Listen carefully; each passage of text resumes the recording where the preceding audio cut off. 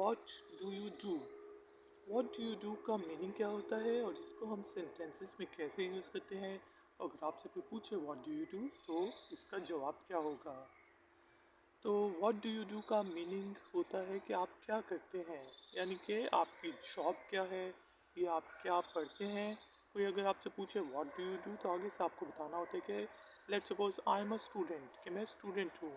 I work in a company, मैं एक company में काम करता हूँ। आई एम जॉबलेस, मेरे पास जॉब नहीं है।